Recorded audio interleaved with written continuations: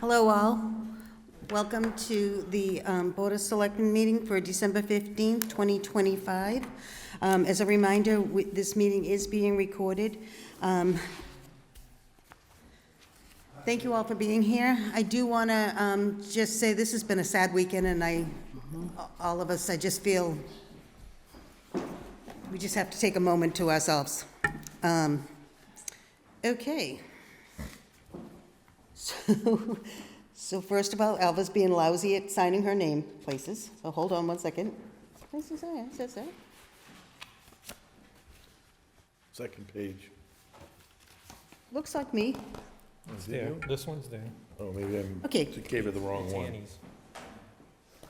All right, so we're going to get started. I'm going to ask if we can start, Brendan, with your report, just until we have an appointment at 6:30. Okay, the first item on my report has to do with the housing production plan. The public review and comment period ends at the end of this week, December 19th. Thus far, there have not been that many comments. There have been just a couple questions where people were seeking clarifications from MAPC, and they've been satisfied with the answers that were given. So it right now appears that the final version that the Selectmen and the Planning Board will consider on January 21st for adoption will be very similar to the one that you are already able to see. And so I would encourage you to continue to review that draft because you're not going to have a lot of changes. Are there any questions on that? I don't. I'm sad that too many people didn't join it, because it really is it is a large document, but the executive summary is probably one of the best I've seen. Pretty thorough, gives you the highlights, I think. The next is the update on the Superintendent of Public Works hiring. There is an interim superintendent, and that is dependent on a vote of the Selectmen since it's a union-related matter.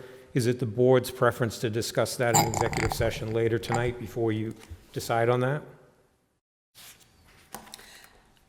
It is kind of for me. Just I'd like us to be able to discuss that before we make a decision. Okay, so we can bring that up under executive session, and then the board can vote after that in regular session. I should mention that one thing that's being explored by the chairman of the Board of Public Works is a possible arrangement whereby the town of Manchester could supply personnel to manage the Essex DPW. Would that be a quote-unquote permanent solution so that we wouldn't need? Well, what I would recommend is if you're going to do it, you would try it for just 1 year. You could have a memorandum of understanding. But it potentially would be a long-term It could be if you Yeah. like it, Yeah. right? Yeah. And so if that's something that the board wants to explore with the Board of Public Works, it would be arranged in a way that the money that is currently put aside to pay the salary of a town employee would be moved over into an expense line. And the town could start that as early as May 1st, because with the Finance Committee's approval, you can move money from salary to expense for those last 2 months of the fiscal year. So it's something to think about. I don't know if you have any comments on it right now, but the options include keep searching, to find someone permanently, or explore the shared supervision by personnel from Manchester. I will say that I would rather keep searching and maybe set a date that if we don't, then we entertain it, but I'd like more information about what would be included in that MOU. I just don't want us having the town putting out money Beholden to another without town. knowing exactly what we're getting. Well, I can ask the Board of Public Works to develop that for the Selectmen. If that's the direction they are looking to explore, they can put together some details. So would the funding would be very similar to as if we had our own superintendent? Except that it would be moved in as an expense line. the person would not be an employee of the town of Essex. Right. And probably would not be housed here.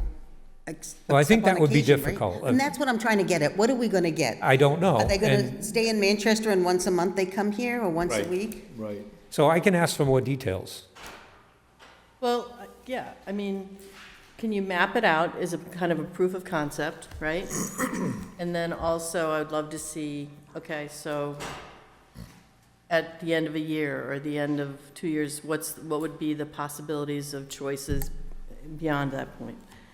I don't think we can say no to something that we haven't had drawn up.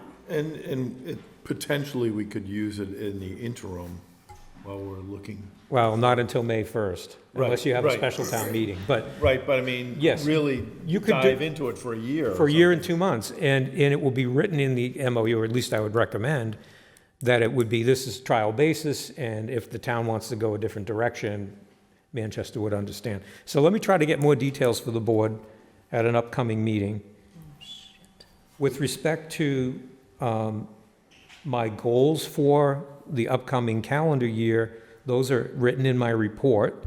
And with respect to performance review, the normal procedure is that the board reviews the goals from last year, and you write up your own summary that goes to the chair, and the chair sits down with me with something that's a combined review document. So my recommendations, I'm not ready to approve them tonight. I haven't had time to go deep into them, and I want to have that time. So I'm going to ask, the two of you, do you think for either the January 5th or the second meeting in January would be when you could get them completed? Yes, I won't be attending. You won't be here this- the 5th, so the So the second second meeting? one, yes. So you can discuss my goals on the 26th. Yes. Yeah. Okay, but the review process, we respond to to what you gave us, correct? Right, so you have the goals that were set out and approved by the board for this calendar year that's ending now. And you have a blank form, and each board member fills those out, and then the chairman does a combined document and then sits down with me. Okay, Yep. so can I ask you, Alva, to kind of map out your expectations about when you would want those back? Because you remember when we had to do that for school committee, it's hard to get Luckily, we people- only have 3. Yeah, but it's hard to get people to submit actual words instead of just numbers. So tell us what your expectations are, if you could just map that out and then give us a deadline. I like deadlines. Next, I have a variety of projects and initiatives that I am involved with that, since the town is looking to broaden the scope of responsibilities for the new superintendent of public works, I believe that there should be discussions coming over the next calendar year, and it is a goal that I put, if the board is interested in that, that the Board of Public Works and the Board of Selectmen should determine whether some of these things should be transitioned from management by the town administrator to management by the superintendent of public works, or even a collaborative for some of the items in a collaborative fashion. So I guess I'm going to say that since we're so in flux about what we're doing with our superintendent, having it collaborative and getting the Board of Public Works to be on board with that. I know sometimes I get the sense that they feel that we're not communicating with them, but you do send your report out within hours of our meeting every Sure. time we have a meeting, so, I mean, it's something that I could provide to them and say, here's a list of things that you might want to start thinking about. I agree that the thing is in flux. I agree that we need to be collaborative until a permanent solution is found, or things are going to get dropped, and that's not what we're looking to do. Right. What's driving this? Is this DPW wants more control over some of these issues? Well, no, or is your- when the position description got Yeah.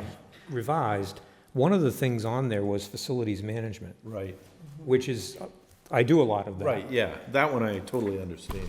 And, like I said, the things in my report, it's a mix of facilities, but also public works projects and other things. Yes, And definitely. I think it's just, even if nothing changed, right, magically, I could keep doing what I'm doing, and I'm not sure that's going to be the way, but even if nothing changed, it's worthwhile for the new person to understand the things that are related to public works that are also handled through the selectman's office via the town administrator.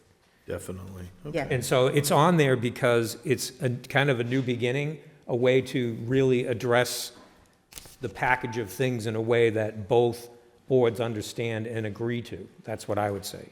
Annie? Yeah, so looking at the list of objectives that you had, and a lot of them were facilities or project-oriented.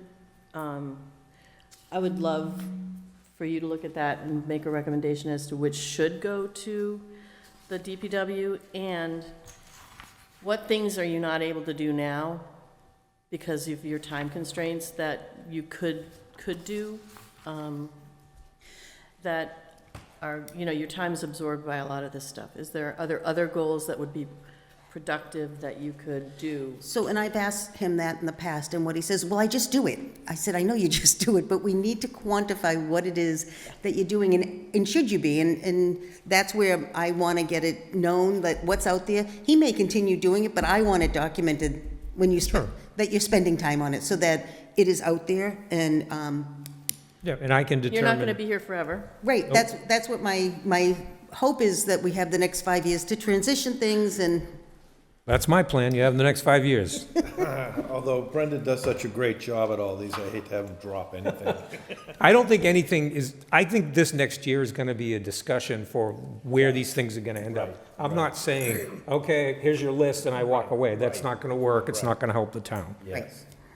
I think strategically, you have a very, large skill set, but you have some things that are really, important to the town, some of the infrastructure kind of, the Tech Great stuff, a lot of, But yeah. also the Great Marsh stuff, and I just feel like we could be leveraging your skills In a different way, yeah. Thanks. And I'll come up with that. Yeah. Timing of the school building approval and commencement of repayment. The two town administrators, the superintendent and the assistant superintendent, have discussed this and so far have come to the understanding that whether you have the approval vote in the fall of 2026 versus the spring of 2027, the commencement of repayment is not going to be any different, or it might be within a month. And that's because the groundbreaking is not going to change substantially between those two approval time windows. So we know that there aren't two schedules set up by one time window versus the other time window. It's all going to come down to the mix of temporary borrowing that is first done and when that converts to permanent borrowing. So to that end, we were going to meet last week, but the superintendent feels that it would be best to meet shortly after the new year. And so during that first week in January, we're going to meet again with the district's financial advisor, and we're going to hopefully have some figures to go with the timing, et cetera. But at this point, if the selectmen prefer one option over the other, it really doesn't have anything to do with repayment. Okay. The memorial school was done with the fall setup, which was 2 town meetings in the fall and the state election, which there is a state election in '26, so that could be done again. I would think that we'd want to do it at the earliest one in case there's any But that, people have brought that up, yes. screw-ups or something happens wrong or whatever, so that we have another option. yeah, and especially since, as far as funding, I think that's the biggest thing that I've heard, is that people are concerned about the funding, but if it's gonna be starting at the same time regardless of when you take the vote, I'm in agreement. Then I can report, yeah, go ahead. Can I just make a request that Mike Flynn was on the financing collaboration team? I would love for him to be involved in that call that you guys are having with the financial advisor. And Mike Flynn was on the memorial? Mike Flynn was, yeah, Memorial. I just wanted to make sure, because he's not Remember? a, Yeah, it was a long time ago. Like Yes. 2014 or 15, right? But he, that he has that experience, if he could be included, thank you. He's on our town finance committee. Next, there was another, what we call number crunching group session. It's what we now call, it's the new version of what used to call collaboration. It is done in a public meeting. The meeting was held on December 8th in Manchester. The chairman sits with that group, and Selectman Cameron was attending virtually. Generally, we talked about major budget drivers for the district and the tentative budget. There was a public hearing following up on the tentative budget on December 10th. There were several people from Essex officials, to ask some questions and to discuss the budget at the hearing. We were asked to consider several topics when the collaboration group met. And they are, what is the overall approach to the fiscal '27 departmental budgeting and associated increases? And we, through Finance Committee Chair Harris, we were able to provide these answers, but I just want to go over them with the selectmen. With respect to increases, we are at 2% for both unions, and the selectmen will vote in March with respect to the non-contract, non-union employees. Generally, that vote has followed the union increases, which again is 2%. A discussion about the status and plans for town reserves. We have provided very detailed information about this, including another breakdown recently at the fall town meeting. There are several accounts that add up to a significant amount of money. Some of the accounts, though, cannot be used for operating, and other accounts, while they could be converted into operating, were very carefully planned by the town.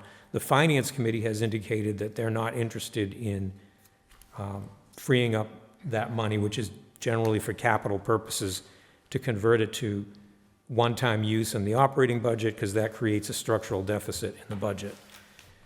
With respect to the other post-employment benefits, or OPEB, which is retiree health insurance, there was a discussion of the decision that was made by the town meeting with the recommendation of the Finance Committee to bring our OPEB account very close to our goal, to the extent to where we might have the money to polish it off in the spring at the annual town meeting.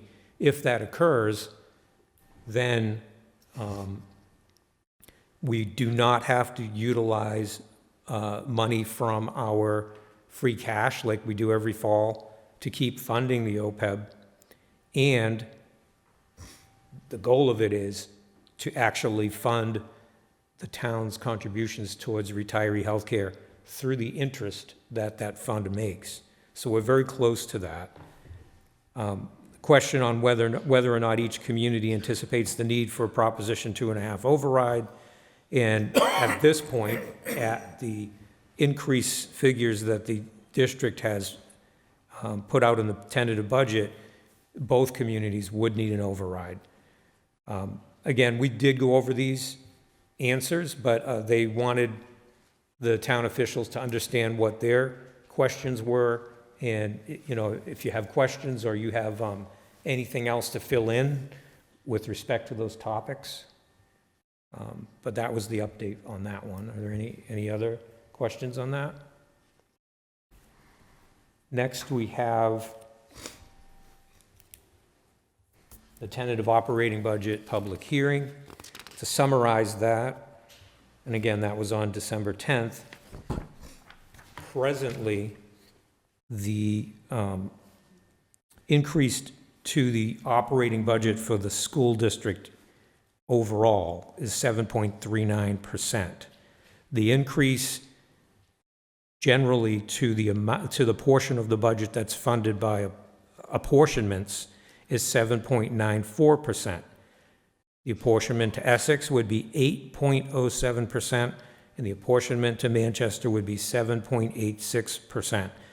They discussed major drivers, as I talked about earlier, and the Finance Committee did provide some comments to them at the hearing.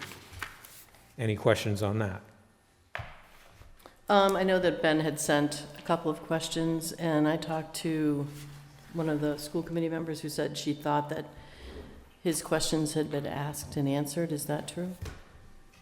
One on enrollment and one on They've been insurance. asked. I don't believe they've been answered. So one of the questions was about the enrollment numbers. Right. So they answered that which number was correct, but we haven't gotten the document to show that. There's, Matches. actually, it's the next agenda item. Oh, sorry. And so there were questions asked by Ben Buttrick, and there were questions asked by Nina McKinnon. And, you know, I think we can get answers to those things. If the board is fine with me working with the Finance Committee members and folks from the district to get the answers, we can do that. I don't know if you're looking to get involved more directly, but whatever, however you want to handle it. So Ben's questions came out of a Finance Committee meeting, right? That's my understanding. He was this kind of the scribe who Right. asked the question. Was Nina's question out of the Finance Committee? Is that coming from Nina as a resident or Nina as I representing don't know the for Finance sure. Committee? I don't know for sure. So we could find that out. Yep. Did it say on I her? think honestly, what I would do is forward her email to Pam anyway, just to know that it's Yeah. out there. Yeah. Because I talked to Pam and she said she's gonna have preliminary, or she's gonna have the staffing numbers in January. So I think she'll be able to answer Nina's question, but we have this kind of thing where you have to approve the thing to go to the school committee to approve the question, and it seems like really leveraging these hearings and any public meetings you have to ask the questions that you have is the best way of doing this, because we used to have those hearings so that Manchester and Essex could hear the same questions and not ask the same questions again. So I guess I'm just Right, and I did advocating encourage for- both of them to attend the hearing, and they both did, Yep, to ask the questions. Yes. Whether or not each question that's on those requests was answered in detail, yeah, I'll get it over to them, and then, you know, if there's something to fill in, they'll fill it in. yep. And I guess that I'm wondering, the sense that I was getting, and I could be totally wrong, is that they're asking if we're to present them, if we agree to Yeah, yeah. present the questions. Yeah. Because I think that they're not feeling like answers are coming. Okay. And I'm just saying. And I'm so I'm tired of making- this I narrative. know you are, and I know everybody else on the school committee is also, but that's not the point. The point is, if somebody has a question and doesn't feel like they're being heard or answered, they have a right to ask. That's what They the do town. have the right to ask. That is true. I just am tired of this dynamic that is up against each other. It shouldn't be this way. Okay. Next is the preliminary review of the operating and capital budgets. This is something that we put together usually during this meeting. It's due no later than January 10th, so you do have one more meeting to discuss it and make any changes that you want to make. This year, we're using the new budgeting software. We've worked out a few kinks in that, but by and large, I think it's going to be a great tool. I have prepared a summary of all the budget lines that the selectmen are responsible for submitting, and that's what you have before you tonight. I've also prepared the draft capital sheets, because that's a separate system. So where are the employees that are not listed here? So the, most major departments submit their own budget. The Board of Selectmen handles the budgets for some of the smaller departments, And for the major overarching things like health insurance and property and casualty insurance, the two school district budgets, the retirement board, the veterans district, things like that. So, so the different departments, say like Tom, would have a separate tab that he's going to submit of his folks. Yes, so They're what- all union. Yep, so what they've done in this new budgeting software is the town accountant has gone through and assigned appropriate budget lines. In Tom's case, he's got the harbor master budget, the operation of the public safety facility budget, and the police budget. And all those lines, he's responsible for populating, annotating, et cetera. The new system is great because each specific budget line, you can provide notes, comments, and then you can itemize the budget line into the components that make it up. Like if we're talking about our internet and email budget, I can say how much the internet from Comcast is every month times 12. I can say how much the email subscription is, et cetera. And so it's really going to give the reviewers, which are the finance committee primarily, the ability to understand much more detailed information and to directly make comments back to the person who submitted it, which come by email, and they can have a back and forth between that person and the liaison from the finance committee. In talking to Michaela, she has said that we will get access for view only at some point. Good. Yes. Just so if we wanted to be able to look and have questions. Yeah, we don't have a limitation on the number of users. So are there any questions or comments at this point in time? Yes. Okay. So, and this is not a question you necessarily have to answer tonight, but could you sit down with me and we could go through this? Like, I'm trying to find what everybody's salary is now. Okay, so when you think about that, you have to think about three different things. Yep. The wage for someone who's in a union Yep. is in the table in the union contract. So Yep. we have AFSCME for DPW and clerical, and we have Essex Police Association for police. With respect to people who have an employment contract, and there are several, and these are the ones that are allowed by state statute, which would be the town administrator, the police chief, the town accountant, the treasurer collector. And if we had a full-time fire chief, that would also be included. You look in the actual employment contract, Yep. and then for people who are neither contract nor union, those are listed in the back of the book under the wage and salary scale in the last couple pages. Yeah, and the wage and salary scale is a scale, Right. yeah. It gives you a range, and so we can get you specifics for everybody if you'd like. I can get that from the accounting office. Each Yeah. person and what they make. Yeah, let's talk about that. All right, so I'll reach out to you. Yep. What else? I had a question about the personnel officer. Is that what it is? Yes, it's Is me. that you? Yes, Okay, And so then we're the that's, board. The board, yeah. you're the personnel board. yeah, but no, this is a salary line, right? So my job description and my contract makes me the town administrator and other things, one of them being the personnel officer. Yep. And it's always been broken out ever since I've been town administrator. The board preferred to do that because there are, it gives a sense of what we're spending for time on personnel-related matters. But that's added to what you see for town administrator for my total compensation. Okay, so that's that line and then, Town administrator, and then that's it. right. Okay. Okay, that's all I had. All right.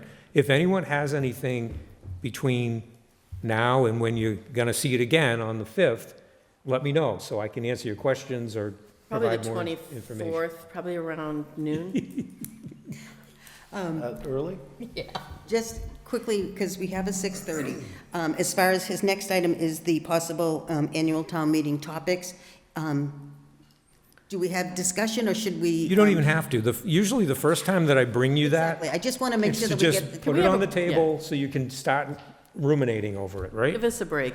Yeah. Okay. There And is so a we'll lot- bring it there up is a at the lot next here. meeting. There's a Yeah, lot. there I've is. already went over it 3 times and made changes, so, So at the next meeting, you have your thoughts on that. Okay, thank you. okay. Now being that it's 6:29, and we have a 6:30 appointment. Sorry, Mike, you here? It's your show now.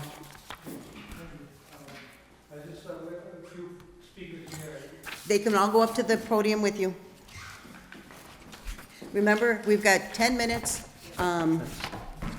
and a lot of this we have heard before, but I want to Yes, hear your understood, take on it. understood. Thanks. I'd just like to quickly introduce Jim Lewicki and Sarah Dara Woolworth, who will be also adding in some background information on this topic. And start with Jim.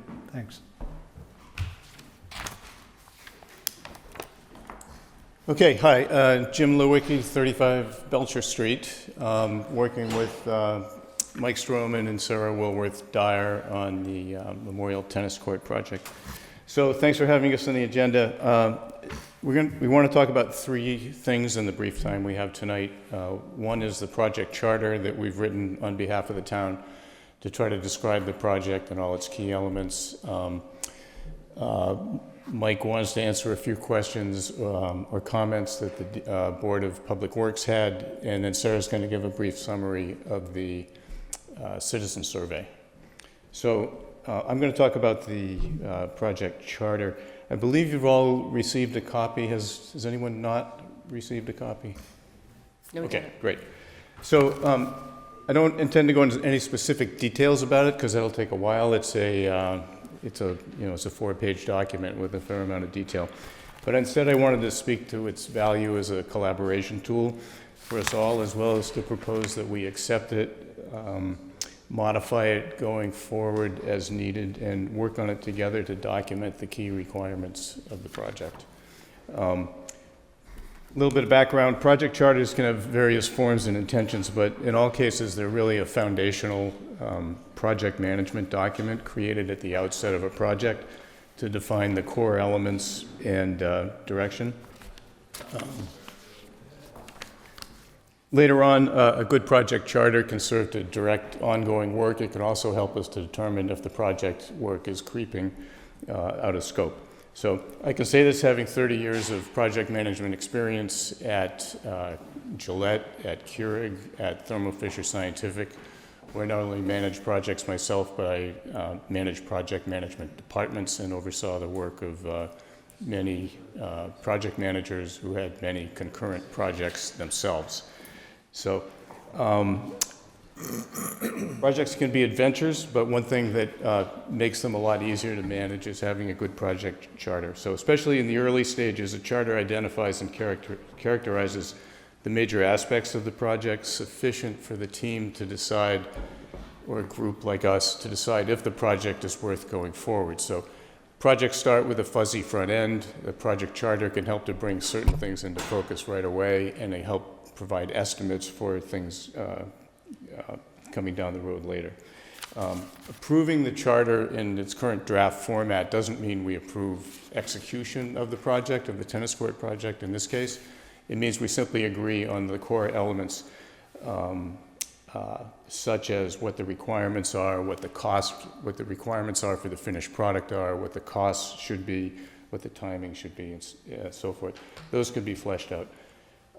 Importantly, this charter that we developed here includes what the town, as customers, believe to be the key requirements in the finished tennis courts. These requirements generated by us in turn allow experts like designers and engineers to write specifications and provide a proposal to us that satisfies our requirements. So you'll see things in our charter that are not, some of which may appear to be specifications, but they're actually finished project requirements. And we expect folks like Weston and Sampson and others in the Board of Public Works and so forth to provide input to the project as to how those requirements could be satisfied. In general terms, the requirements reflect the customer's needs and experts, designers and engineers, can provide specifications to satisfy those requirements. So I'm pretty sure that Weston and Sampson is a company that not only welcomes a set of requirements in a well-written and a well-written charter, but they'll also be happy to get that so that they can deliver to us something that's more appropriate to what and more in line with what the town actually wants. So the project charter is also, it's a centralized single point of reference. You know, there's a lot of conjecture, rumor, speculation, people responding to things that don't exist because they heard about it in a rumor. And a project charter can help stabilize that. So it can be the single agreed upon source of description of the project and what our intentions are and what we know about it in the early stages of a project. So in my experience, project charters are always done on major projects, whether they last 6 months or 6 years. In that regard, it makes management of the project, a good project charter can make management of the project from the initiation stage where we are right now, through the planning stage, through the approval of an execution stage, and so forth. So I ask, if you haven't read through the draft charter, if you would, and consider it to be our communal property for purposes of mutual understanding, positive dialogue, and alignment. So we drafted the charter on behalf of the town, what we think is in the best interest of the town, but I'm more than willing to volunteer to facilitate development of it and get your input, the Board of Public Works input, CPC's input, finance committees, all the stakeholders that we've identified in there and more. So if you would agree to adopt it as a tool we can use, a tool for collaboration in this project, then that would be great. So that's my spiel. I can answer any questions about it now or at any time offline if you like.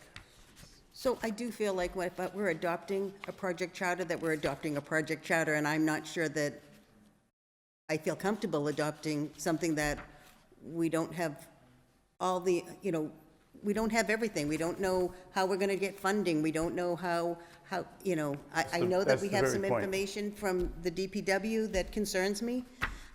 We also have a citizen's comment. So, BZ, what's your feelings? I didn't know we were voting on anything tonight, are we? I didn't know we were voting. That's why I'm questioning. No, I mean, Yeah. nobody made a request for you to vote on anything tonight, except just now, right? Yeah, and I'm not asking for an answer right now, I'm just Yeah, you didn't for point it out consideration. now. I will tell you, Jim, looking at it, it's great. It looks like, a project charter that I've worked with before, so it's just, the whole project itself is still in flux to me. My biggest concern is that I don't see the Board of Public Works supporting the project. I agree. I don't think that the charter hits all the issues that the Board of Public Works brought up. So, and I wanted to just make sure, you did provide this to Mike, correct? The comments that we got from the Board This of... is the email that was responded. Yes, so there was a email from Nick Ellis that then I gave answers, and I believe I forwarded that to you, Mike. Yes, oh, yeah. With some red, my comments were in red. Yep.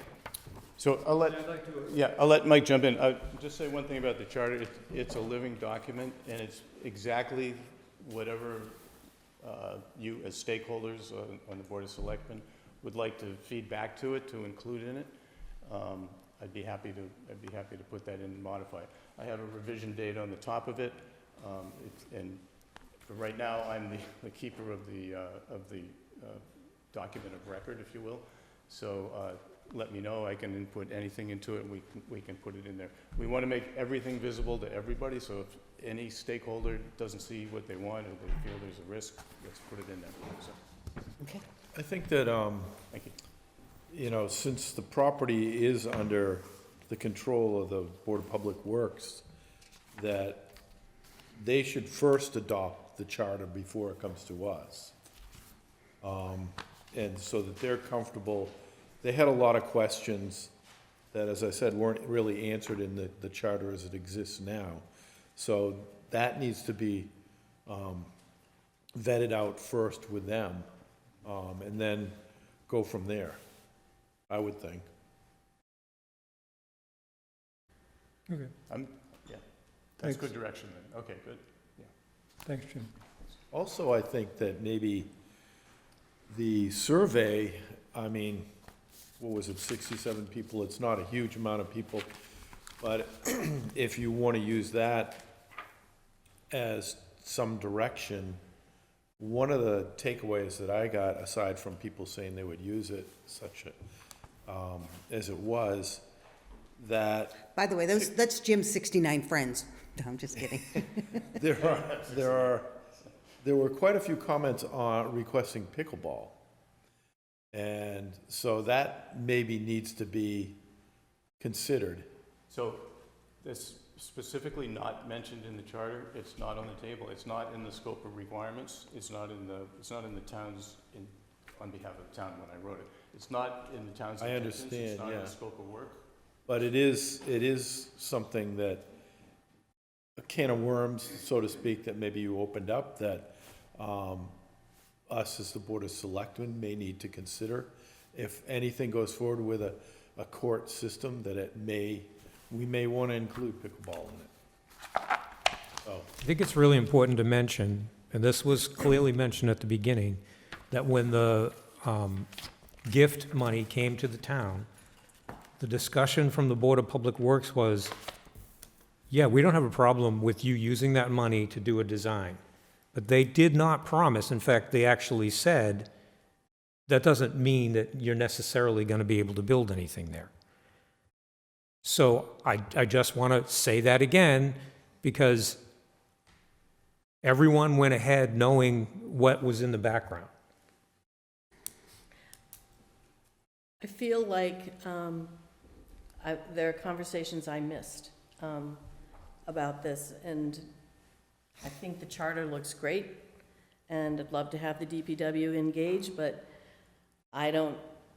maybe I'll go to their next meeting and hear them talk about it, but I'm not getting a clear understanding of why anyone would oppose a recreational asset behind Town Hall that we've wanted for a long time. And the claim that nobody knows about it, I think is bogus. And, you start talking about it, people will pay attention. 67 people know because they answered the survey. So I'm not ready to kill this, and I think if we killed it, it would be a bad idea. So let's let it play out a little bit more, have the DPW weigh in if they want to weigh in, but I don't see, nothing to me is saying this is a no-go. I think that the sea level rise issue and the implications it has on the longevity of the site of the courts is a key factor that I don't know if it can be addressed. You're not going to play, maybe you won't have, you'll have some days that you can play. No, but that's not the problem. It's gonna, Warp it. yeah, it's gonna cause it to age prematurely because it's gonna get flooded, things are gonna rust, it's gonna undermine the infrastructure beneath it that it's on, but also the version we're looking at right now does not include that system that will keep it from being uneven to begin with, that might or might not cause it to last a little bit longer, I don't know. But the sea level rise is a real issue, and it hasn't been as much in the past, but sea level rise is getting more and more serious as far as that area goes, and it's going to accelerate. I hate to put a lot of money into something that might be around for 10 years, 15 years, even 25 years is not that long for $500,000. I think if I could jump in, one of the intentions of the charter is to state our requirements. So we've got a lifespan requirement in there that we can say, it's just speaking for myself, we've got a lot of experience, I'm not an engineer, but I've got a lot of experience in engineering and manufacturing and product development and other areas, quality engineering, for example. But, I'm not an expert in those, so I would leave that to an expert like Weston and Sampson. I never thought the. Jim, we need you to speak into the mic so that Yeah. we're recording. Yeah, sorry. That's up to the experts to determine. If we say we want a life of 50 years, they have to give us something that meets our cost requirements and a expected lifespan of 50 years. If they can't do that, then we don't have a project. Right. But I don't think that's they what- can, that's I why don't the think they can do requirements that. are I don't important. think they can do that. That For was instance, just an example. I know, but 50 years for 400, I don't think they can do that on Oh, that that's- site. That was hypothetical. I got it, I got it. Just an example. Yeah. So, yeah. So that's why it's important to have a single agreed set of requirements. If engineers and designers and engineers and experts in their field, whether it's environmental or compliance or engineering, if they can't meet our requirements, then we don't have a project. Right. So I think we're all agreed on that. Yeah, and I was just responding to Annie's comment about why we wouldn't want it there, and that's one of the reasons, and I think the Board of Public Works is kind of in that camp. Understood. It's legitimate concern, and we've listed that in the risk section of the charter. So, And I did want to ask, Annie, correct me if I'm wrong, you're on the building committee. Yeah. Once if the Essex Elementary is done at Essex, is this something that could look to be part of in the school project? And not financially, I mean, financially it would be a town thing, but Yeah. I'm just saying, I take a look at the school parking lot, the upper parking lot, and think, right there, why couldn't you just be on the parking lot if they, depending on which building, which design they go with. I don't want to lose it. It's not that I don't want a resource of tennis courts. Right. It's that, where's a better place? Right. And I know that a lot of people I've talked to about down at the Grove, they shake their head no. So, okay, where's another better place? And that's when I started looking at the drawings of the school and thinking, what about here? So, Which makes So, sense. I mean, okay. it makes a lot of sense, but space-wise and a lot Okay, of you're- other issues, yeah. So you're introducing another factor. I don't think at this point we want to introduce that to the project, do you? it's not so much I want to introduce it to the project, just having the designers think, okay, well, if we do this, then definitely no, there won't be any room for a tennis court anymore. If we do this, that's all I'm thinking. All right, okay, Just on a high level, fair enough. because if this doesn't go through, do I want to lose the idea of a tennis court? No. And also, it does meet with wouldn't it be good for the school? Or the central location factor, yeah. Yeah. So, anything else? Did you want to? Yes, if you don't mind, I appreciate the time. I know we're running late here. Thanks, Jim. Yes, I came in with the intent to just provide some practical applications to how this charter might work and how it could address a lot of the questions being raised tonight, as well as the ones that have been raised by the Public Works folks. I did read their comments. Thanks for that, Brendan. And they had like 4 or 5 comments, and the charter, as we evolve this thing, as we change and adopt whatever concerns people have, could or would have addressed a lot of these issues from the get-go. We're 70% down the road now. It's a little cart before the horse, but at least I think this could help reset it in terms of directing them for the final 100% design. First of all, DPW said they have 4 or 5 points. You know what, I'm gonna have to stop you, because we have the police that are up at 6:50, and I think that if you go in too deep to this, they'll be here all night, and we don't have that. So, is there anything additional? Again, we're gonna have to bring it up with the Public Works. I don't think that we're gonna get that answer tonight with them not being here. Well, we have brought up with the Public Works, they provided their comments. I was trying to address their comments. But could I defer to the police for the time being and come back in after them? We've got a huge meeting tonight. We do. I'm sorry. And that's why you already took over Nina's comments about the tennis courts, which I'm not even going to read because they're very similar to a lot of what we've already talked about. And if you have it, reply on that email back to Brendan, and he will forward it to us so that we all have the comments. Okay, I can incorporate some of this and respond to Brendan. I appreciate it. Email and circulate to everybody. Thank you, Mike. Okay, I'm thanks. sorry, I don't mean to cut you off, but again, we've been talking Okay. about this a long time, and a lot of it, we got to get it I think the next step is getting what the DPW board, For sure, okay. thanks. If you do meet with the DPW, can you notify us? I'd like to attend that meeting. Okay, it is 6:49. I'm going to ask Chief Shamshak to come up. Good evening, I'll be brief. I have a paragraph for each of the three. All three can come on up. So tonight I'm introducing three candidates, one for full-time, two for part-time. Full-time will be Corey Salvo, right here. And then for two retired reserve officers, Kevin Colanino and Shane Ellers. Corey Salvo will bring over 15 years of full-time police experience to the Essex Police Department. He is a combat veteran that has served in Iraq and Kuwait.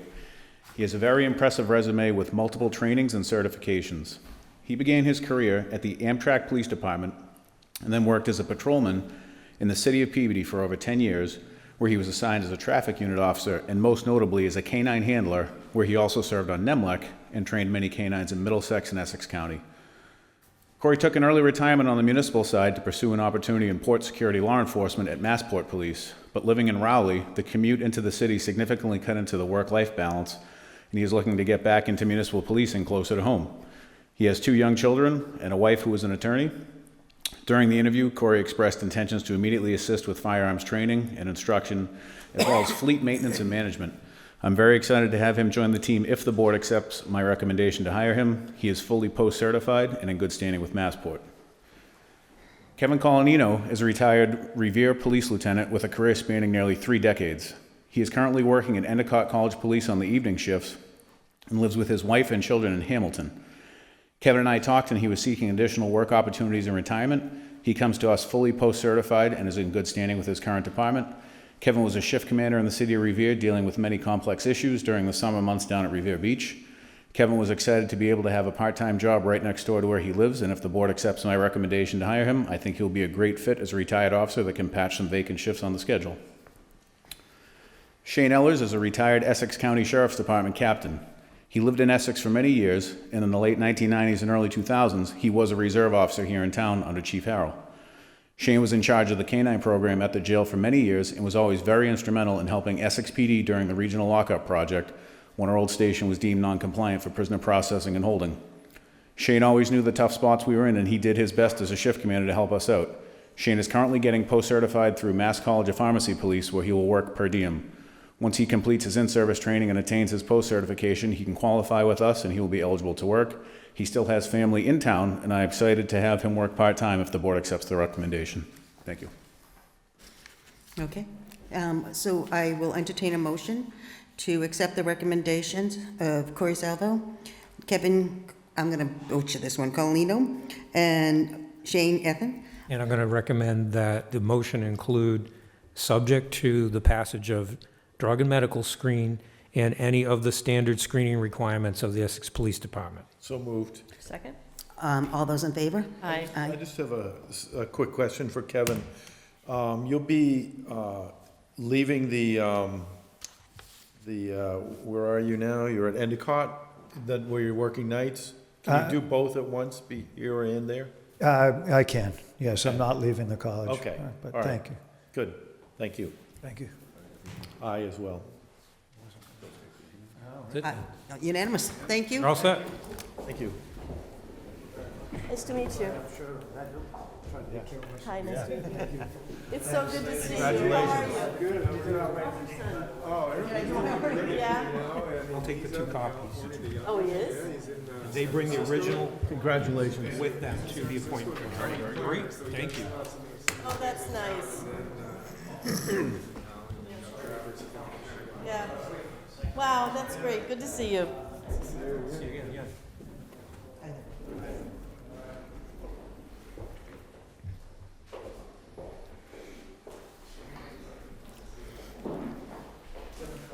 Okay. Yep. Okay, moving on down the agenda. We have a public comment.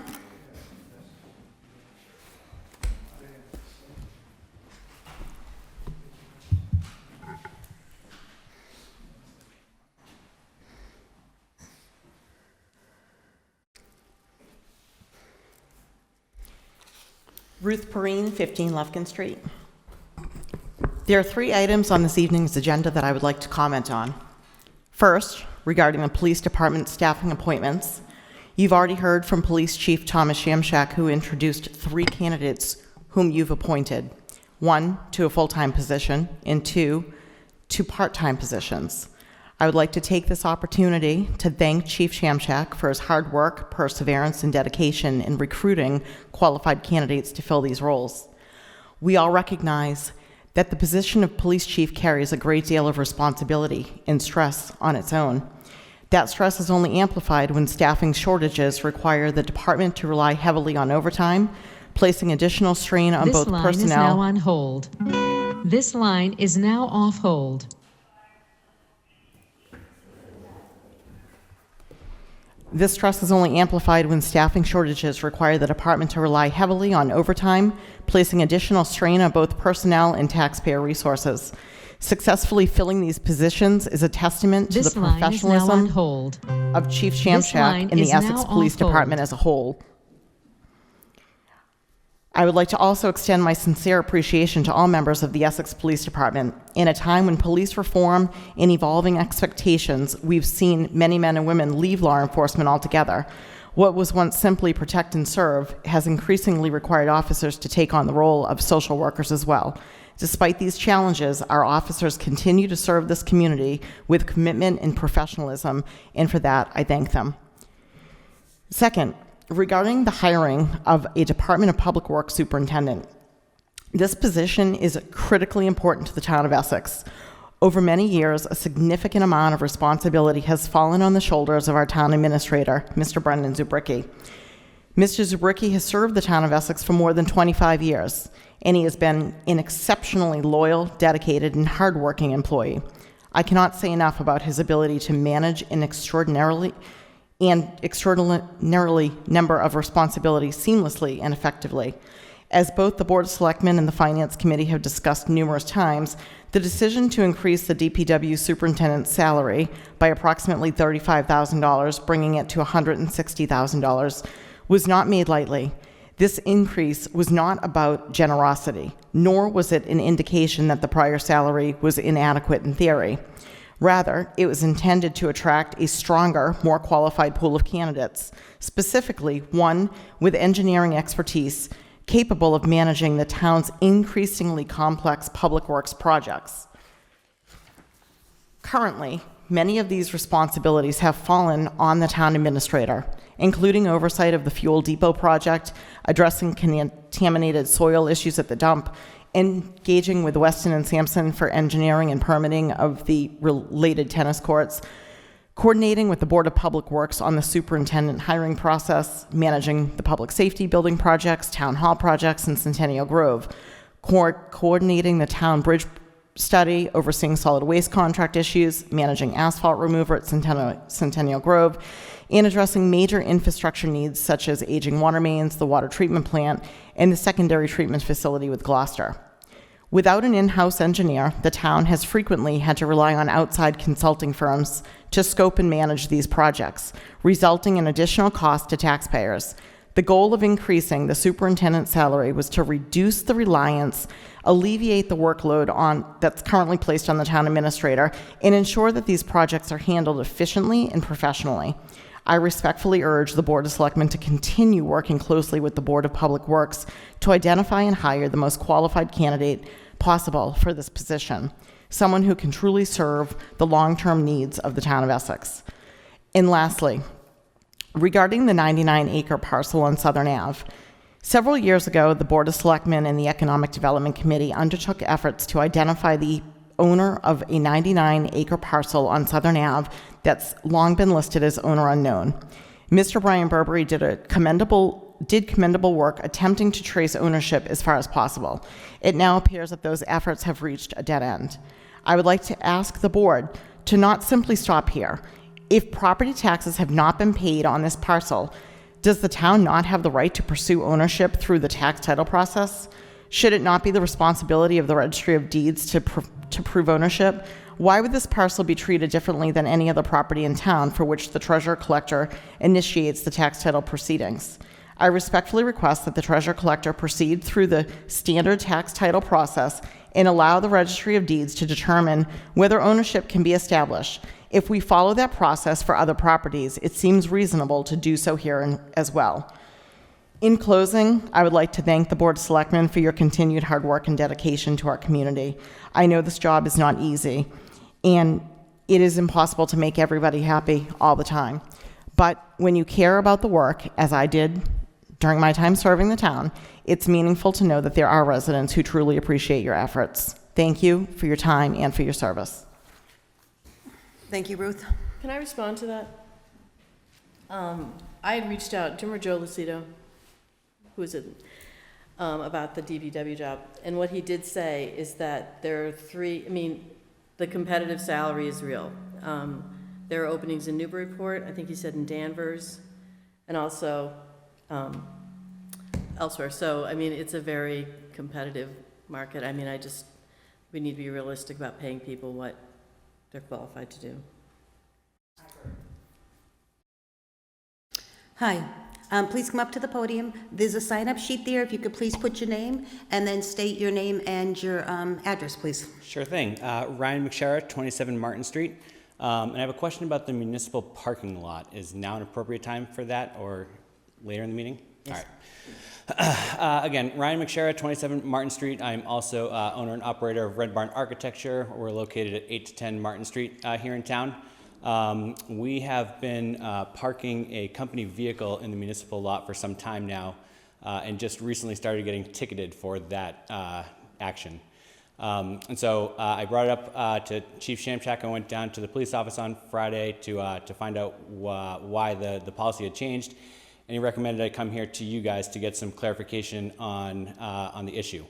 So my understanding, I called the landlord, John Coughlin. He indicated that when he did the building, rebuilt the building some 15 years ago, that he did some additional remediation work in terms of some Conservation Commission requirements or something similar. And he's always had sort of a handshake agreement with the town about having access for parking for some of his tenants within the building. So just bringing it up with you to try to get some clarification. So I brought it up last year, so I'm gonna be the one that tells you my viewpoint. Is it only one car you have there, Ryan, or do you have multiple? Because I know that last year, what I had reported to the town administrator was there was multiple cars parked overnight, not in the same area, spread all over the place. Mr. Zabricki told me there's not supposed to be any overnight parking at Memorial. We had a different police chief at that time. If it exceeds 24 hours, that's... Well, that's what I've heard now. I didn't hear that last year. Yeah. Last year, we let them. I will tell you that I like the idea of the 24 hours because last year we didn't have much snow. And the cars sat there, didn't get cleaned off, didn't get moved, which means our team, our DPW, can't properly take care of the parking lot so that truly that we can have business people be able to park there, whether it's employees or whether it's people who are visiting the businesses. So I think this year the chief actually went digging for the bylaw. I didn't last year, and it says 24 hours. Mm-hmm. So. Right, and on the board's agenda tonight is a discussion about this. And I have some ideas that I'll present to the board, and you can determine whether you want to make changes, or you could let the chief of police use his discretion based on the existing regulations. With respect to Mr. Coughlin, there is no agreement with Mr. Coughlin that he has any rights to any parking spaces. Yep. I'm not sure where that came from. I was involved with getting the grant to put in the parking lot, and there was never any such discussion. There's no deeded rights, there's no handshake agreement, there's nothing. Fair enough. Can I ask, just for clarification, because I don't know, what is the current law or policy or what, just so that it's clear to you and to anyone else who's parking there, what is it? It's you cannot exceed 24 hours. And the chief is here, has the regulation as well. So the verbatim rule and reg number 6, vehicles and vehicles with boat trailers in tow shall not be parked on the lot for a time period that exceeds 24 hours.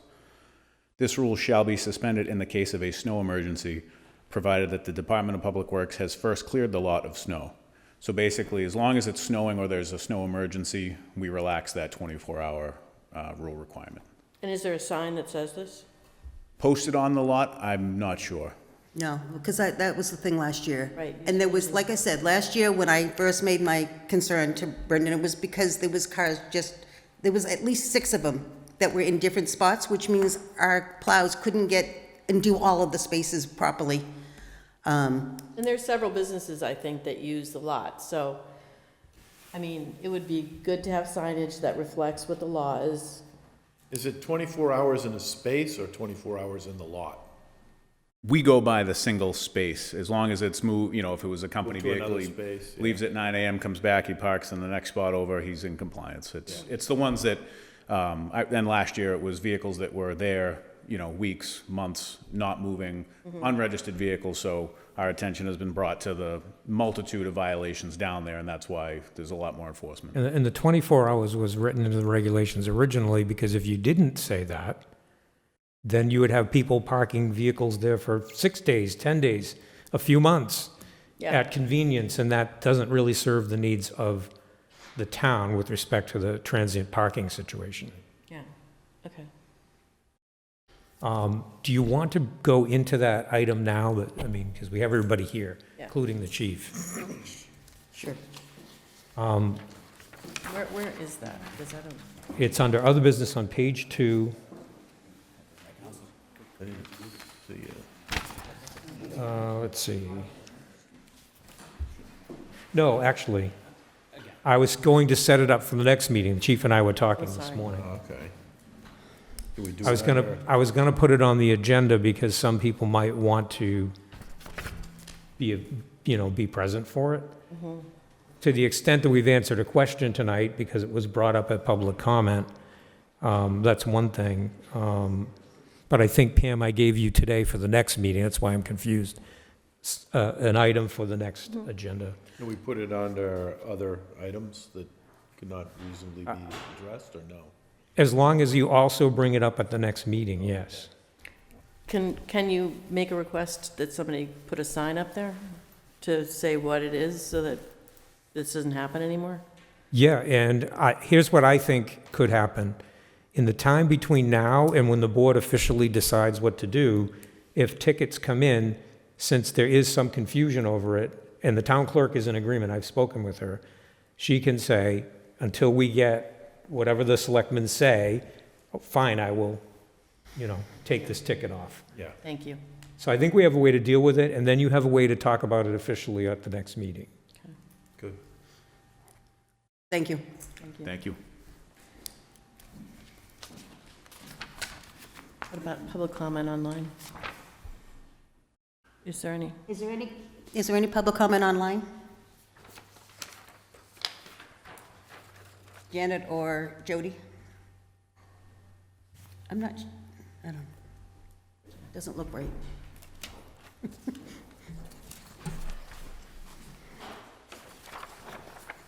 Okay, so moving on to other business, is that right? I didn't miss anything? That's it. Okay, moving on to other business. I'm going to entertain a motion to approve the weekly warrant in the amount of $995,088. So moved. Second?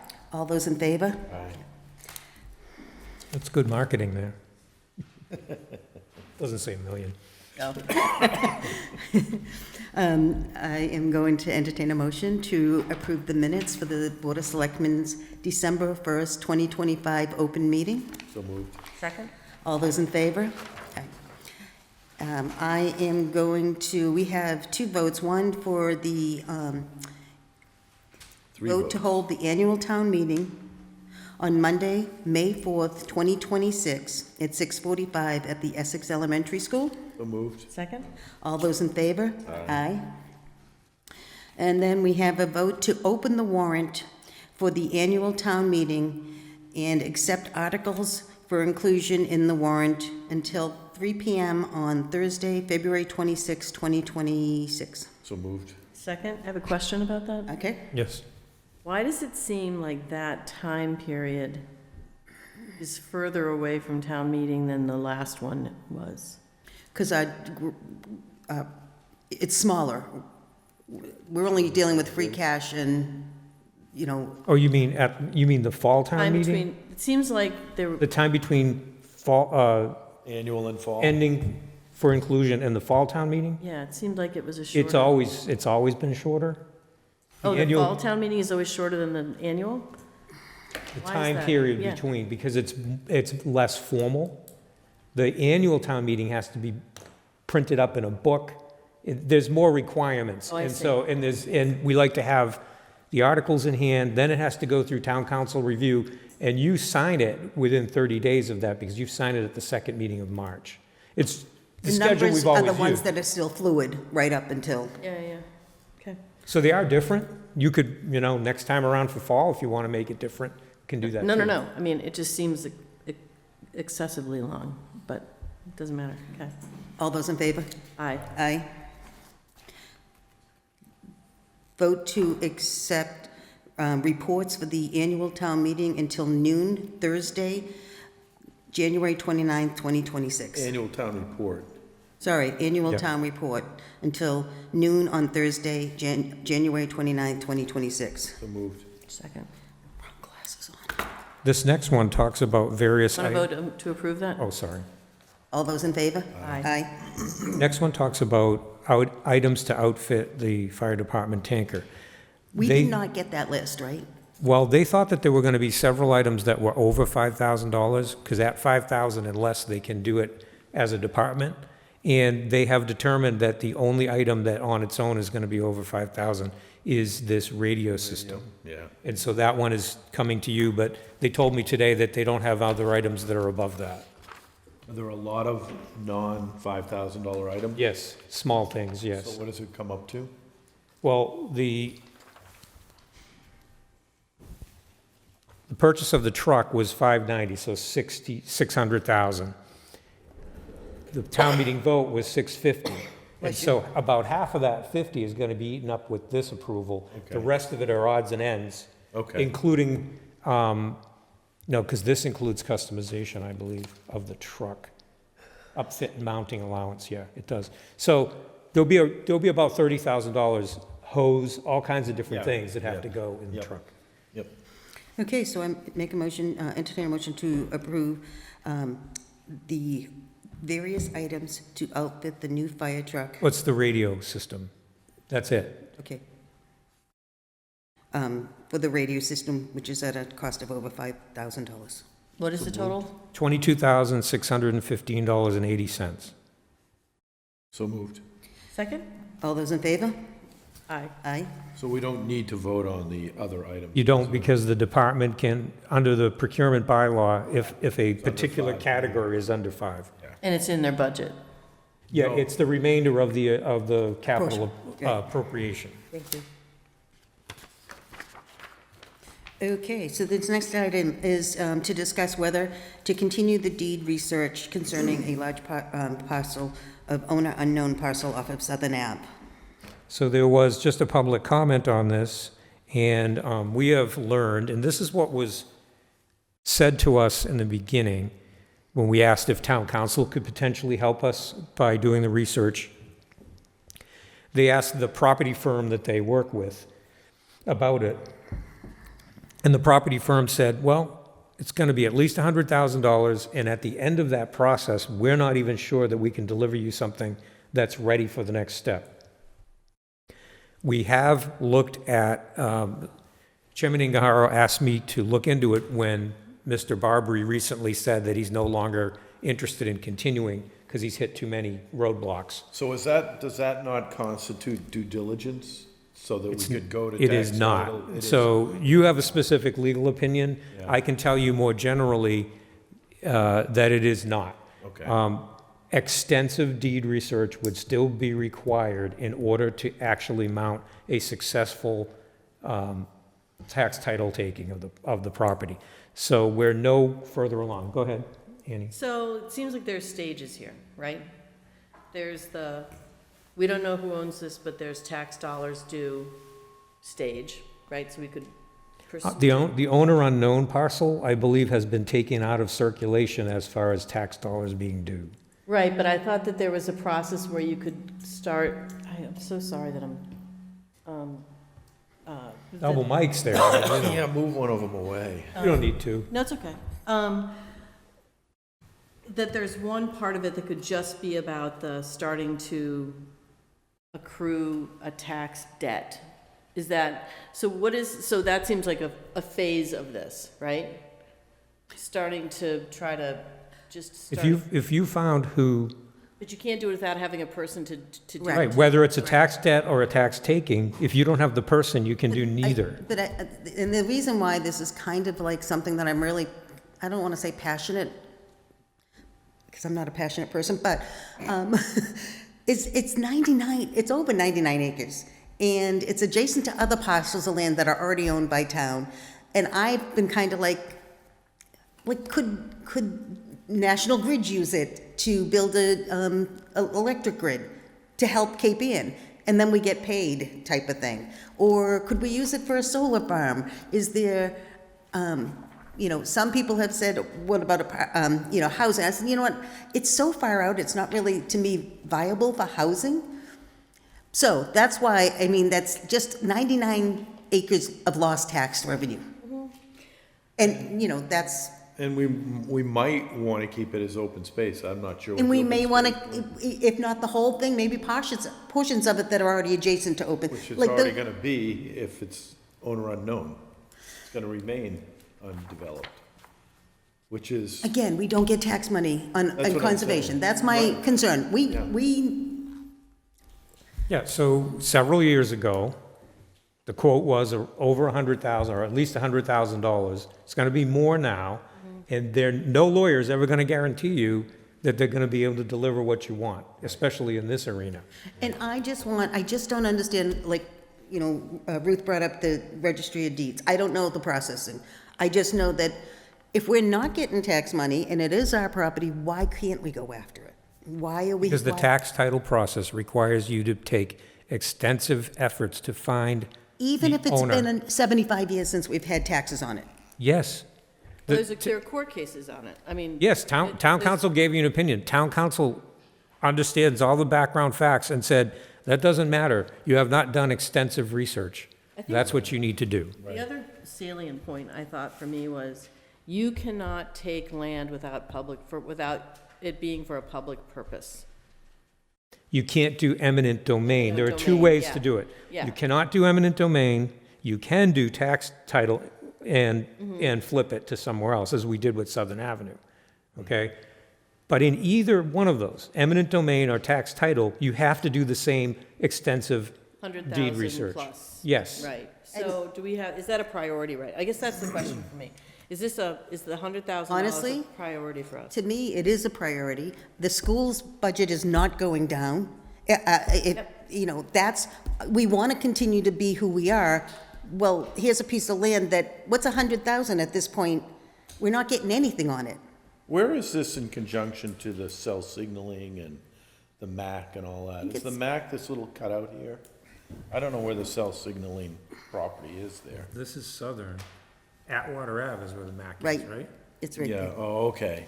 It abuts So- it. so- Yeah.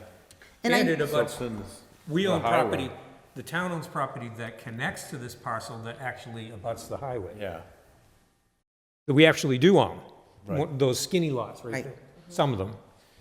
So that's why I'm saying, Well, I can put it on the list of town meeting topics, which you're gonna talk about next time, as like a tier 2, and then you can decide whether you're gonna elevate it or not. Okay. I think that's a great idea. yeah.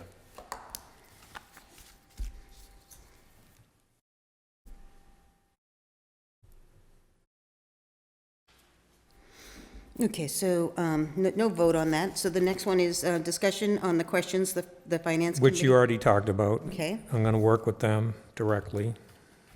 Consider the request from Brian, oops, I have to read motion. So this is considering a request from Brian Healy to add his daughter to the lease.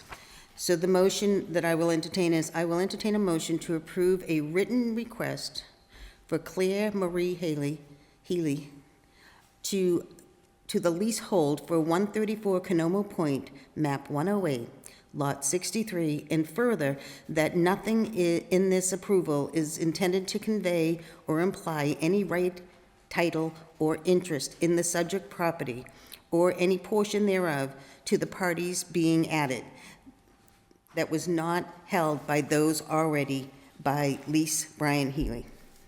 Why does he want to do this, do you know? Just get his daughter on it? Yeah, and with respect to a property that is not a year-round property, it doesn't have any effect. If this were a year-round property, it would actually terminate the year-round privilege, and people don't do that lightly. Right. But with respect to seasonal properties, it's done all the time. They're taking people off, they're putting people on. Yep. It really has no bearing on it. Okay. I just need you to help me with this one. So, I own a seasonal property on Canomo Point, and I want to add one of my kids to the lease. So that means when I'm gone, that kid's still on the lease, so it's kind of like a transfer, right? And I guess I just wonder about, what about somebody who wants access to a seasonal lease, who's not really given the opportunity to do that because somebody else Till the said- leases are up. Right, I mean, the lease has a finite, it's 2036. And then the selectmen at the time, who are the Canomo Point commissioners, need to determine whether new leases are going to be Continue. allowed, and under what circumstances. Is it, everyone gets a chance at it? Is it, so far it's been the people that were already there got first refusal on the leases, and some people did not exercise that. Yeah, but you see what I'm saying? It's kind of like it perpetuates a certain group of people that have always had access to it, and it doesn't allow, Yes, but it doesn't change the fact that no matter who it is, they cannot go beyond the term of the current lease. There will be a point of demarcation where the Canomo Point commissioners will have to determine whether that system should stay in place as it is, or the rules should change, or the land's all going to revert to public I use. think the only hard part is, to your point, Annie, is that, so if the person died tomorrow, you're right, that if the other person is on the lease, and we've done a couple of these approvals, which Well, not really. Their estate would have the right to assign that lease to someone else. Their estate would? Yeah. Yeah. to assign it or to? Yes. Yeah. Okay, so, I mean, okay. Because it says in the lease that, It's legally binding, so. yeah, so there's no, Yeah, the Canomo Point commissioners shall not unreasonably withhold any transfer of the lease. It's Okay. in the lease. Yeah. The situation I wouldn't want to happen was somebody died and nobody wanted the lease, and now we have an empty property there, and that would be the worst situation. And we did have some people who did not want to continue when the new leases came about, and those reverted back to town control, and the houses were taken down. And now we have some public You're right. property again, or public use property. any other discussion? No? See, all those in favor? Aye. Aye.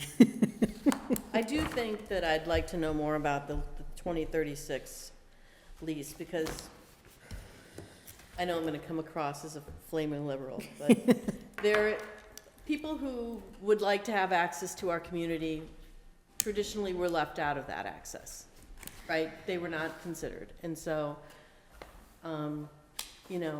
access to resources, natural resources, is limited in our town, and I think that's something that we should be conscious of. How's that? Well, and I'll go a step further. If it's something that the commissioners want to work on between now and then, they can. Okay. And vet that with town council, et cetera. I mean, there's nothing stopping you from looking at that. We've got 105 acres at Southern Ave, or whatever it is. 152, I think. An 152. airport into it, or 105. what is We it? could probably put a pool in there.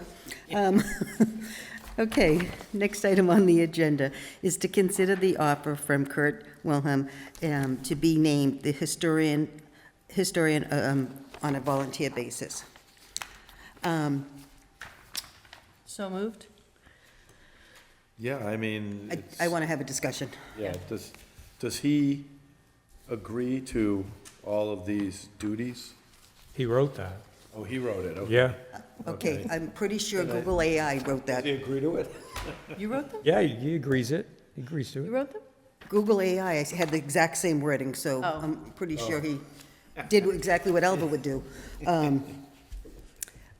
I guess the only thing I'm asking is, all right, is he on any other boards in town?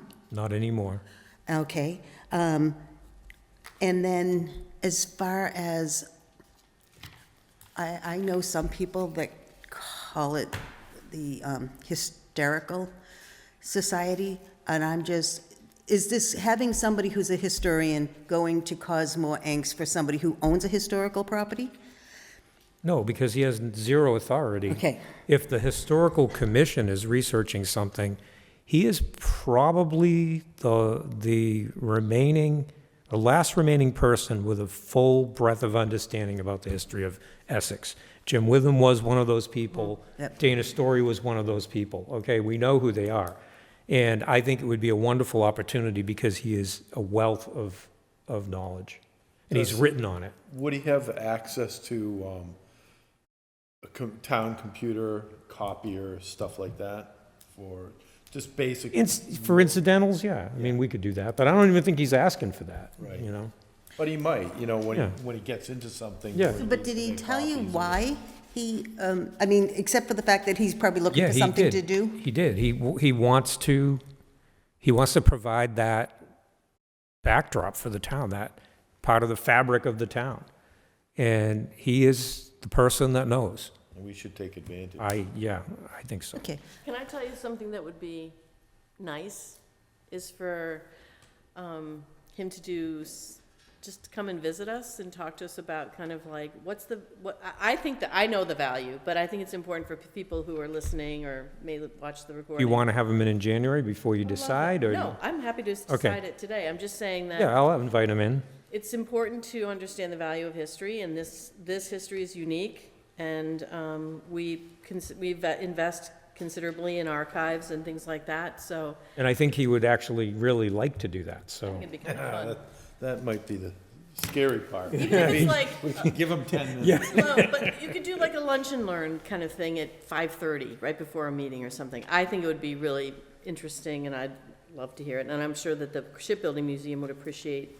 Yep, I'll talk to him Talking about about that after you value. finish your vote. All those in favor? Aye. Aye. Are we dealing with this at all? No? Yeah, that's, next. Oh, okay. It is? Appointments? Oh, okay. Yeah. Okay, so, items not reasonably anticipated, open meeting law, anything? I don't have anything additional, no. Moving on down to appointments.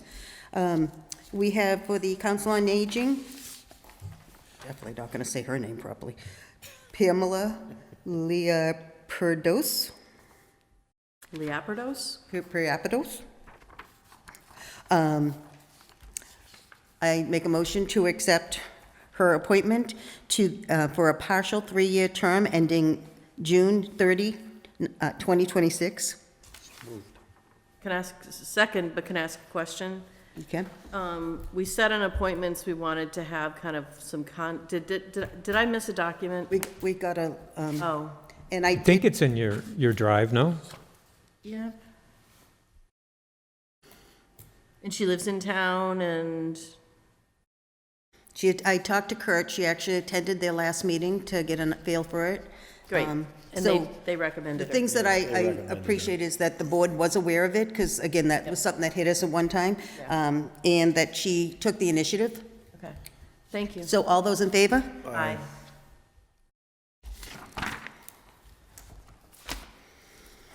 And, okay, So on these, you could just say, if I you am want to, going to. okay. but I'm gonna do each header, though. Okay, You don't have to do that. You can, you're the chairman. I want to do that. Okay. I am not gonna approve all of these different things without us making sure, I'm not gonna name all the businesses. All right, I'm going to entertain a motion to approve consent agenda for all alcoholic restaurant license renewals as listed below, contingent on any pending requirement items. So moved. Second? All those in favor? Aye. The next one is, I'm going to entertain a motion to approve a consent agenda for all alcohol package stores license renewals as listed below, contingent on any pending requirement items. So moved. Second? All those in favor? Aye. Aye. Entertain a motion to approve a consent agenda for automatic amusement license renewal as listed, contingent on any pending requirements. So moved. Second? All those in favor? Aye. Entertain a motion to approve consent agenda for wine and malt beverage restaurant license renewal as listed, contingent on any pending requirement items. So moved. Second? All those in favor? Aye. Aye. Entertain a motion to approve a consent agenda for wine and malt beverage package store license renewals. So moved. Second? All those in favor? Aye. Entertain a motion, consent agenda for the antique license renewals as listed below, contingent on any pending requirement items. So moved. Second? All those in favor? Aye. Entertain a motion to approve consent agenda for Class 2 license renewals as listed, contingent on any pending requirements, items. So moved. Second? The Class 2 license is the car, selling of cars. Yeah. It's all those in favor? Aye. Entertain a motion to approve the consent agenda for common victular license renewal. God, I had it better this morning. How do you say that? Victular? Victular, as listed, contingent on any pending required items. So moved. Second? All those in favor? Aye. Aye. Entertain a motion to approve the consent agenda for annual Sunday and annual weekday entertainment licenses renewal as listed below, contingent on any pending license requirements. So both the Sunday and the weekdays. Yes. Yes. Putting those two together. So moved. Second? All those in favor? Aye. Aye. Aye. Entertain a motion for the municipal street license renewal as listed, pending any, contingent on any pending requirements. So moved. Second, can I ask what this is? It's for a livery. Oh, drivers. Yeah. Yeah. And there's only one. That's Yeah, the you only can- one. You can lay off the Old English victualers and It's on the license plate. liveries, okay? Look at it. It's on the license plate. Okay. Google knows all about it. Okay, so in the documents we signed, I'm going to take a Did you motion. want to say, Oh, all of those in favor? Aye. Aye. Next, we have to approve and sign, and entertain a motion to approve and then sign the estimated 2026 seasonal population for the Alcohol Beverage Commission. And, do I have to do them individually, or can I do both of them? And take a motion to approve and sign the 2026 renewals certification to the Alcohol Beverage Commission. So moved. Second. All those in favor? Aye. So I did find out this is the town clerk that does this estimate, if you're curious. Oh, okay. Can I ask a question that's not on the agenda? Somebody I love asked me, who does the homeless count in Essex?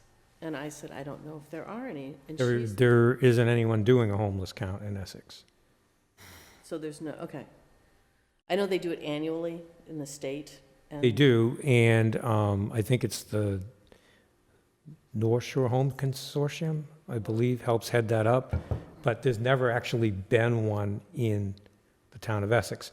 That's normally done, I believe, by physically walking around, and so Yeah. you might not be able to find everyone that way. I'm not saying that there aren't. Oh, I know, and that's, So yes. that's why it's not done, because I don't know that you're gonna see anyone. Yeah, somebody said the woods, and I was like, Oh, had not thought about that, but just wondered. Okay. Okay, so for reminders, the next regular Board of Selectmen's meeting will take place on Monday, January 5th, 2026 at 6 PM in the third floor auditorium at Town Hall, 30 Main Street. We have a joint meeting with the Planning Board on the 21st of January to potentially adopt the housing production plan. And the next school building committee community meeting is January 28th, 2026. Do you know where that's located? Oh, probably at Essex Elementary. On the planning board with the housing production plan, how do you, is just reading the plan good enough? You read the plan, and if there's anything you have questions on, you can discuss it then. I can tell you that the town planner has already reviewed the version of the plan that's out there and didn't have any further comments. I know that Lisa O'Donnell from the planning board may have some minor comments, and certainly anything that's of that nature can be incorporated into the very final one. Yeah. So you could vote it as amended, and then it goes to the state on the 21st. So that's a vote. That's a joint vote of the selectmen and the planning board on a Wednesday night. Thank you. And you'll be around, correct? Yeah. So at this point, I'll recommend that the board move into executive session to discuss collective bargaining concerning the contract with AVSME. That the chairman declare that an open discussion of this issue would be detrimental to the town's negotiating position, and that the board will be returning to open session after the executive session to take up the continuation of the item in my report, Superintendent of Public Works hiring update. Okay. All right, we're going to go make this quick. Go down to my office and come back up. Hey, welcome back. Sorry for the, we were in executive session and now we are back in. So as to the item that was on my report earlier in the meeting that the board wanted to first go into executive session about, that was the Superintendent of Public Works hiring update. And the question before the selectmen is, as it concerns the AFSCME contract, which is a selectman's contract with the union, is the Board of Selectmen in favor of using Amanda Davis as the interim superintendent of Public Works, acting superintendent of Public Works, until further notice, which is the wish of the Board of Public Works presently, Effective what date? effective December 8th. Okay. So So- moved. Second? All those in favor? Aye. And that's it. Happy Hanukkah, Merry Christmas. Thanks, everybody. We need to adjourn? Did we Peter, adjourn? have a, You gotta do your. oh, Yeah, gotta adjourn. I'm going to make a motion to adjourn. So moved. Second? All those in favor? Aye. I don't understand, that's the favorite part of the night.